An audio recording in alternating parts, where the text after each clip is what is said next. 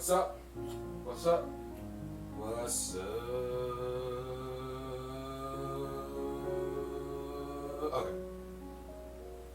The P2 Pro. What's up? What's good? What's good, everybody? I have to say, thank you so much for all the love I've been receiving from my channel. I cannot believe I had 86 returning subscribers and viewers that used to watch my channel years back, and now they're actually back watching my channel because of story times, because it's just so much fun. I look to see my views and I just see 1,000, 2,000, etc. And I'm like, oh my freaking gosh, I see the unique viewers. I just can't stress enough to say thank you so much. I love you, Dream Team. I really want to create a family on this channel. I really want to create the best and most memories for everybody, because I love you all. I love you all. You guys are my family. Without you guys, I wouldn't be doing what I'm doing. I simply would not be doing what I'm doing. So I want my story time have already got to 1.6k views. Thank you so much. And over like 200 likes. Like it's a dream come true. The engagement, the love, the subscribers. We've gained like what, 30, 40, 50 subscribers in a matter of like a few days. It's like, it's just unheard of, right? So I just can't thank you enough. I'm so sorry. I'm like really hungry right now. I put together this new recipe. I might link it in the description, but I have a lot going on. I am a Twitch streamer now, trying to go full time. I'm now an affiliate, also a partner with Freedom on YouTube. Made my own Twitch overlay, and I will show you that really quick. I'm just going to change the scene, and you will see it. 3, 2, 1. As you can see, that is my overlay. All right. So, been doing a lot of hard work. A lot of work, man. A lot of work. Just with everything, man. Just working on Twitch overlays. Working on having a digital timer a countdown timer for my Twitch to make it look more professional. I'm talking to people. Conversations. I got a subscriber. Very loyal person named SlowFetch. So much going on. But so much for showing all your love and support for me. Like, you have no idea. This is story time, right? Now, this is going to be a little shorter. I know you guys want it really long because you love my story times, but this one's gonna be, I'll try to make it like medium, right? So this story time is interesting. Do you hear this? This story time is how I got my first car, and I'll never forget it. This is how I learned how to drive a stick, and this is how I got my first. Aside to my best friend Joseph, it's silly too. I miss the dude to death, man. That's my brother, man. Hopefully I'll see him soon. He's just so busy on the road and driving and everything. So let's go back. So this is during a time. Let's go back. This was a time during, let's see here, I would have to say that was 2013, about 2012, 2013. There was a time when I was about the age, I just had got my license, right? Well, I wouldn't say it was around my license, the time I got my license, but I got my license when I was 17. Normally you get your license when you're 18, but if you pass the test and you surpass the test and do everything the driver tells you to do correctly, don't miss any. I think I only missed like 1 or 2, but I passed the test. I remember. I'll never forget that when I got my driver's license. I'm gonna do story time on that one on this. But going back to the story time. So yeah, it was a while back ago, right? Now, when I was around the age, this is about 21, 22. This is just right after I had my situation with the whole, you already know, you can go back to my last story when I got locked up, right? I was arrested, whatever. I went to this crazy place, whatever. It was like I was in a slave camp, right? So, after I got out of there, whatever, later on, I met my best friend. And how we met, I met this dude, right? So silly, just so freaking nerdy, right? But he's my best friend still to this day, man. He's always been there for me. He's always supported me. And when I get into this story, you guys are, man, I get popcorn ready. Oh, man, I can get my coat. Oh, man, I can't wait. Let's do this. Let's do this. You know what I mean?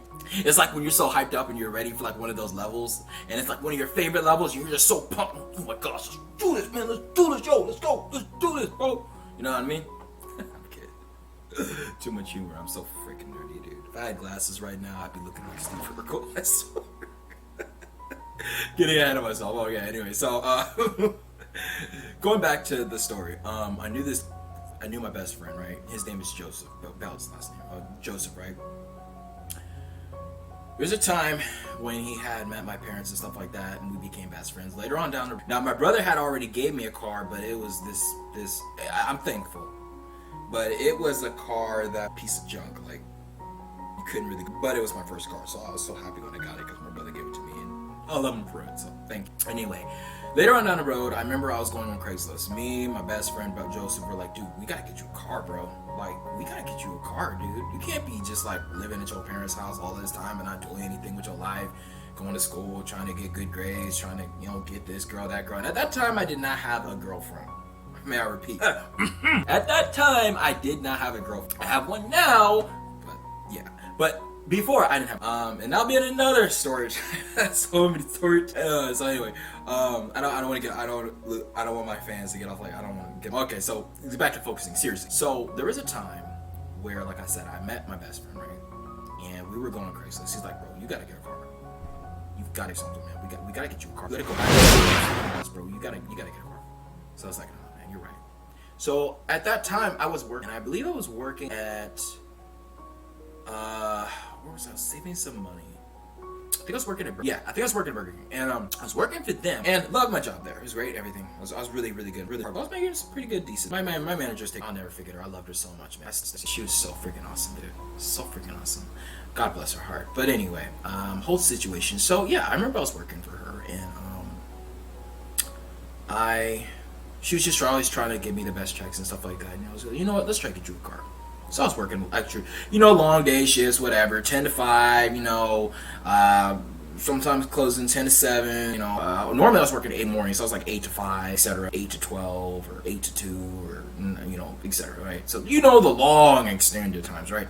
So from there, my best friend was working with me too, Joseph, so it was kind of silly, whatever, but we got on Craigslist, right? And we just started searching. Man, it took like, if you were to look at that log, bro, if you were to look at if you look at that phone book log, that's how many places we searched to try to find a car. And we remember saying, okay, we don't want no secondhand car that's just gonna break down on us and be like, bro, you bought this car for like 3 or 4 or 5 grand, and yet still you can't go anywhere because it keeps overheating. Or the engine blows out, or it's always something with the car, right? Or it's the tire, or it's the engine, or it's the gas, it's the oil, like, it's another manufacturer problem, it's the breakers, okay, it's the pipes, okay, it's the oil, it's always something with the defaulty car, right? The way it turns, the way it's in gear, the way the mechanics is made. Oh, it's off balance. Oh, it's not correct. Or it's always something, right? So we were looking for a long time, and it got to a point where my best friend we came across a car. Now, I'll never forget this car because this car was my baby, and I still love it to this day. Oh my gosh, I love this car so much, man. It's still in my heart. And when you love a car, man, it doesn't matter whether it's the wheels, whether it's a cracked window, whether it's no mirror, whether it's black, cut out, whatever, scraped, scratched, whatever, right? Ghetto looking, I don't care, hood, rad, whatever, right? That's the kind of car this was. However, the thing about this car was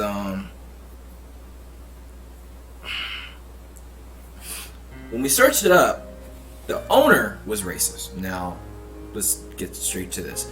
So when we found this car, I'll never forget it. It was a Mustang 1994, navy blue, dark blue, but just right.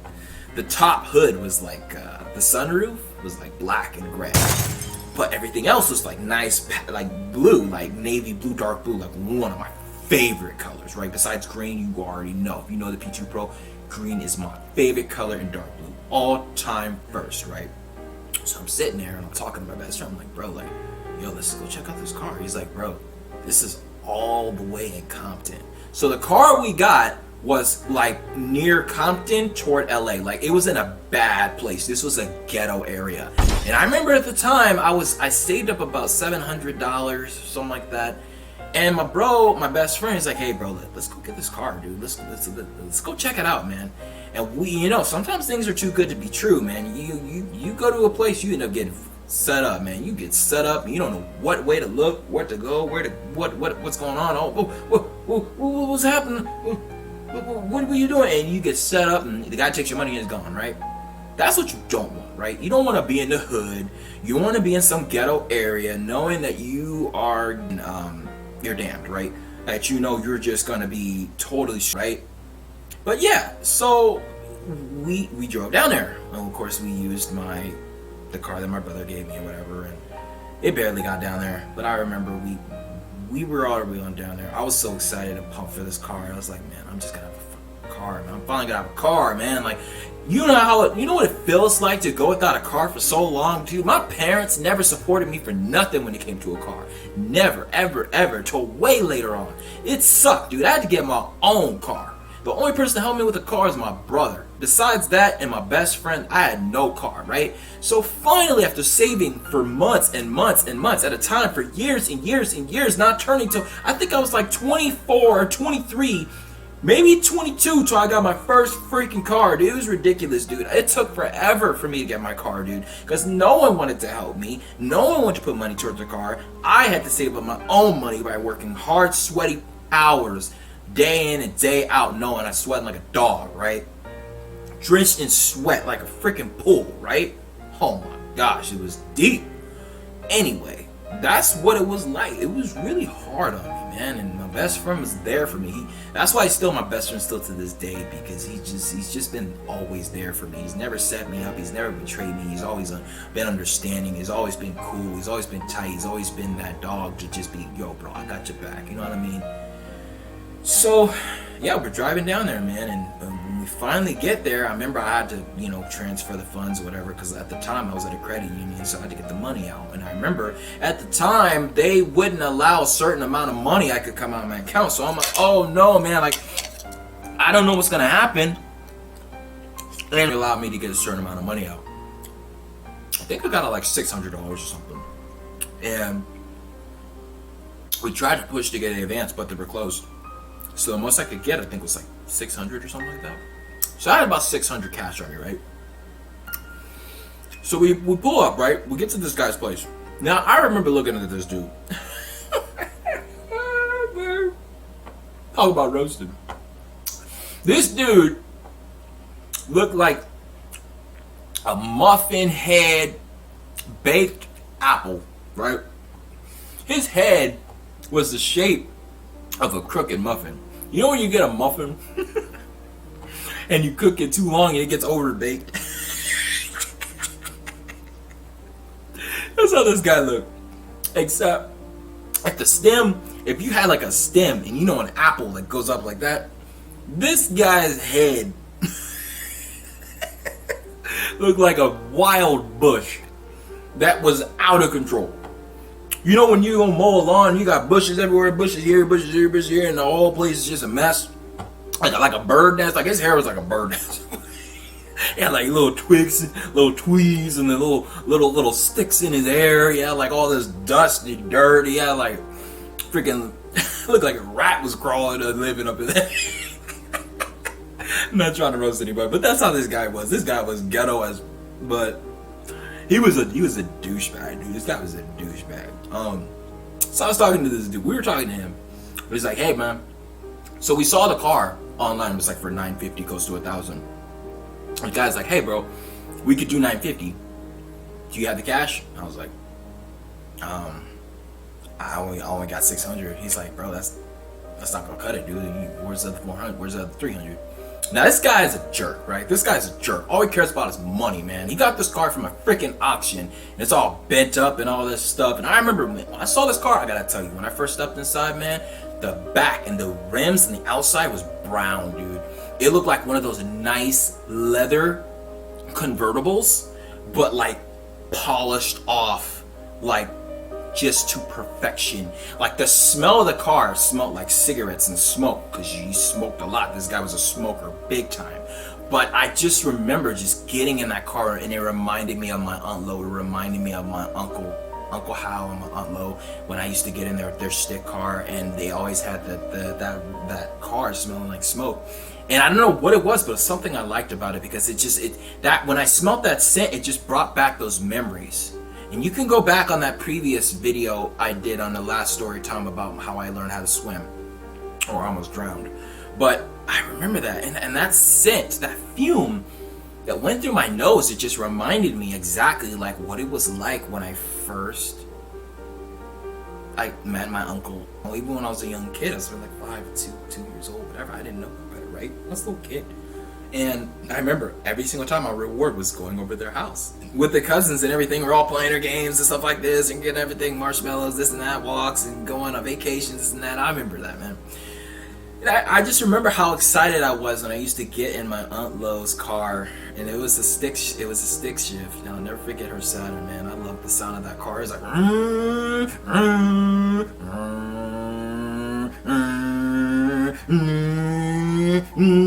so it made those sounds, you know. That's how a stick makes. That's the sounds that it produces.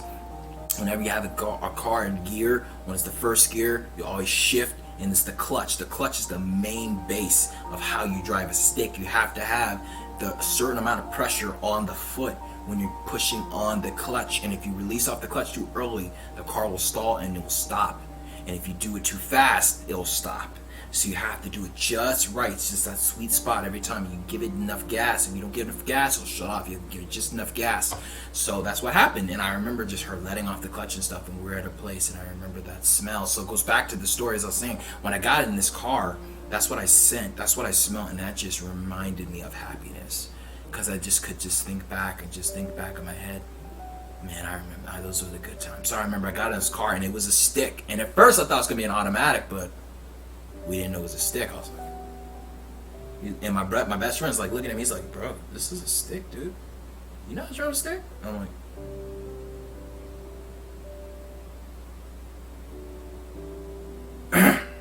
nah, bro. I'm scared. I don't know how to drive a stick. He's like, don't worry about it. Don't worry. Luckily, my best friend was an expert at driving a stick. I mean, he drove a stick like he was in the major leagues, man. He drove a stick like he was doing professional racing, man, like NASCAR style, man. Oh my gosh, he took off of that car like nothing. I'll never forget it. But anyway, so from there, we were talking to the dude, and I was in the car. It's like, dude, I gotta get this car, dude. I gotta have this car. And I remember I was talking to the dude. He's like, look, dude, I can't help you, man. He's like, the most I can do for you, I could maybe knock it down about 900 or something like that, but that's about it. And I remember, I'll never forget it. I talked to my best friend. My best friend like, dude, you need a car, bro. Look, your parents ain't helping you. They ain't help you with nothing. Nobody help you with nothing. I'm gonna help you out, bro. So I remember I was talking to my best friend. He was like, look, dude, I think I got some leftover cash that I can maybe give you a loan for. And you will never forget what he did. My best friend went out of his way and out of his own pockets to pay nearly $300 for me to get this car. Let me repeat. My best friend went out of his way to nearly empty his pockets with $300, which I did not have because the bank was closed, for me to get this car. And after that, I remember, bro, I was like, bro, I love you, man. You're so awesome, Joseph. He's like, don't worry, bro. I'll teach you how to drive a stick. Let me get this car home. So I remember after that, we're in a car and everything, man. I'm so excited. I talked to this dude. I'm like, thanks, dude. Like I guess the guy gave me some kind of benefit of the doubt just to give me the car. You know, I guess he was somewhat nice and somewhat of a dick. It was like in the middle, but I remember talking to this dude, and he's like, dude, I've never seen an Hispanic and a black dude hanging together, like never. He's like, what kind of is this, man? This is the ghetto, man. You come in here with a Hispanic, and you come in with, I'm like, dude, this guy is racist. Look at this dude, man. You're talking about me and my best friend like that, because I'm black. Hey, I am proud I'm black. You got a problem with that? I got a problem with me. Let me tell you, bro. These hands, they don't go to waste. They're meant for jabbing. So, yeah, man. But the guy, I was like, he's like, I don't got no problem with you, though. I'm like, yeah, let's back off, bro. Just back off. That's what I did. So after that, we got the papers and stuff like that. We had to go to the DMV and all that stuff. So he gave me the pink slip. The main slip. It's the main slip you get when you buy off of someone else, almost like leasing, but it's not leasing. It's actually more of a contract. It's a contract. So it's like an agreement that when you take this paper, it's an agreement that it's like, in other words, it's like proof of a buy or sell. Anything you buy from somebody, they're gonna have to have some kind of legal proof, because by the documents, by the law, you have to have that paper, and that paper is significantly important, because if you don't have it, it could be theft. You can go to jail. Oh, it's all bad. It's very important. You have to have that paper. So he had that paper. It was a pink slip. I got it.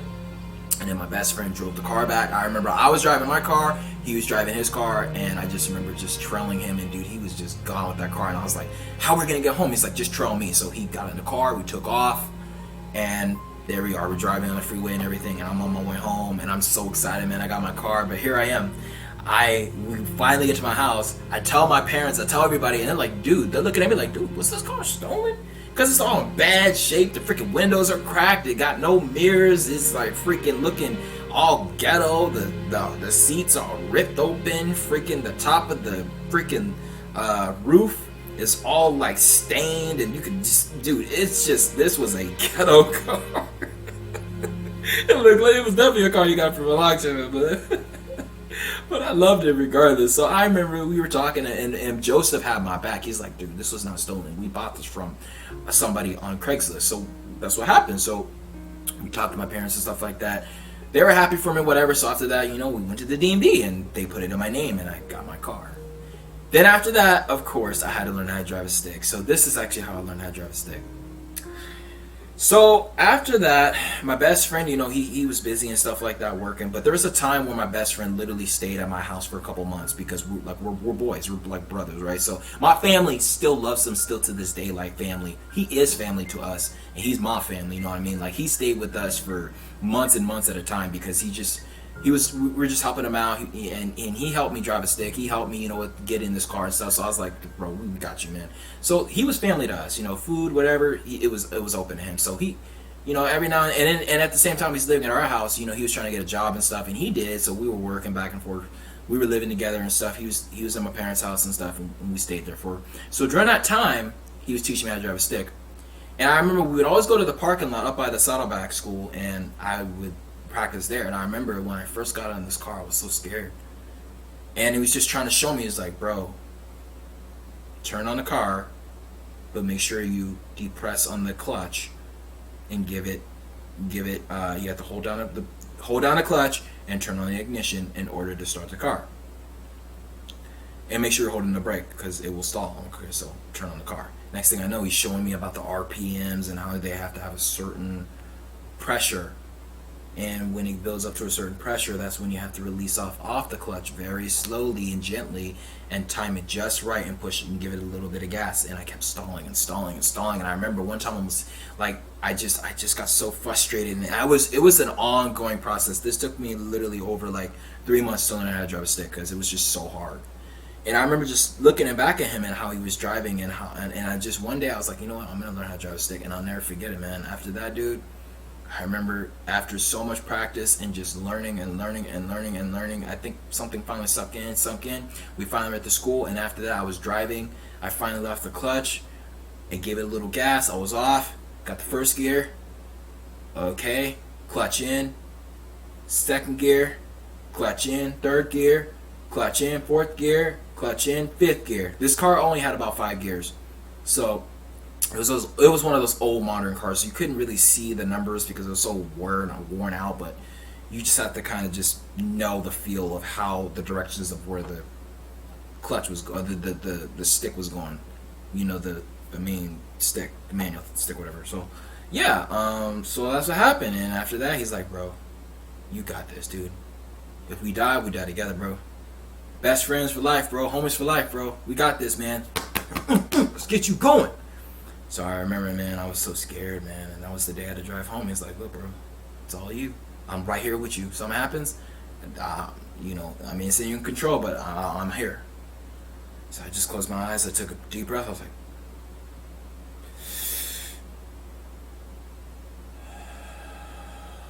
and I was off, and I didn't care what happened, whatever. I remember after that, I remember I turned on the ignition. I got that car ready to hurt the green light. And before I got a second gear, we're already on the street, and I had to literally drive home. It's like doing the DMV test, but you have to pass the test and drive exactly the way that the attendant wants you to drive, the main person giving you the test. So that's what happened, and before I knew it, I got off the street. We got up I think it was Crown, whatever it was called. We went up the street from there, Crown Valley, and I was going up the hill, and he's like, dude, you got this, bro, you got it. And then before I was so excited, I was like, I'm doing it, I'm really doing it. And I was so excited, and the cars are honking on me like, and I'm like, screw you guys, man. Yeah, people, you know how messed up people are, man. They just honk their horns just to be jacked. You know, they just want to be jacks, right? So I'm driving this car, it's almost home and stuff, and next thing I know, I get to fourth gear, and I'm off, man. I'm taking off, and he's like, we'll go on the freeway next time, but it's gonna take you some time. I was a little rusty, but I mean, I almost stalled during the time I got there, but the panic mode, I was like, I cannot stall, or we're gonna die.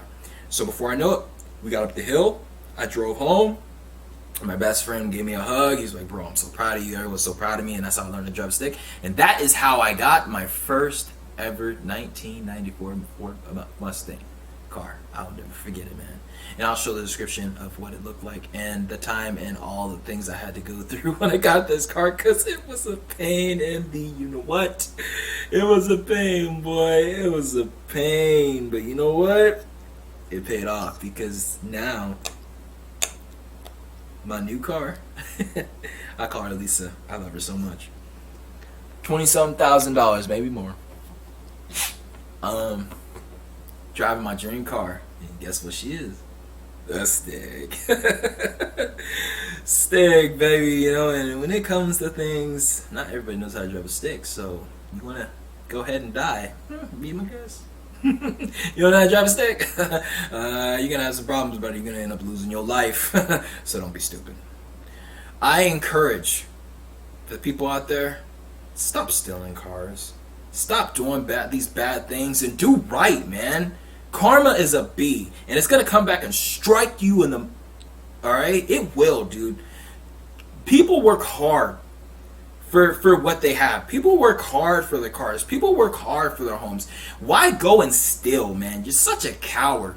You stupid people out there that's doing this, you are making it hard on yourself, and karma's gonna come back and bite you in the. I'm not kidding, bro. Like, stop doing that, man. Have some respect, man. Treat people the way you want to be treated. We're supposed to be teaching our kids. We're supposed to be teaching the people in this generation to do right, man, and not wrong. Why go and steal, man? You're only making a mockery of yourself to make you look stupid, trying to go viral and this and that in the news. You making yourself look dumb, bro, and you're gonna get yourself killed and end up in hell. That's what's gonna end up happening. You're gonna end up in a lake of fire, bro.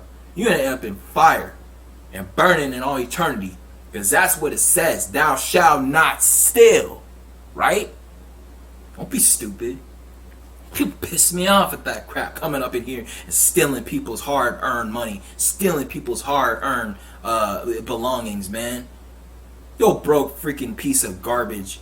Just a piece of work, right? A piece of work, a low-life bum on the street, and want to go around and take somebody's hard-earned, paid car that they've been working their whole life for, and your nasty, disgusting, dirty sock, cockroach-looking, hustling tail want to come up here and try to grab somebody's piece. Really? You're gonna try to grab somebody's car, man? Not cool, dude. And you guys out there doing that crap, you gonna learn. You gonna learn quick, and you gonna learn fast, because God is looking. It's the end of times, man. We need to pay attention to that. But anyway, I just had to put that in there because I'm so sick. These son of a doing this, man. I'm just so tired of it, man. Always hearing about it, man. Just treat people with respect, man. We're supposed to have love in the world. We're supposed to have peace. We're supposed to have passion. We're supposed to have compassion, man. We're supposed to look out for one another. We're brothers, man. We're all in this together. We're all in this together, not against each other. Don't start that crap with the freaking Trump. freaking stupid. You know what I mean? Like, going off with Iran right now. I'm sorry, but I'm being honest, man. We need to be like Joe Biden, man. We need to spread love in the air, man. We need to do what is best for us and our country, and looking out for one another and teaching each other that we love each other and that we're here for each other and that we're here to work for one and to do what we need to do to get where we want and what we need. It's all about teamwork and partnership, man. Figure it out, bro. Anyway, this is the end of this video.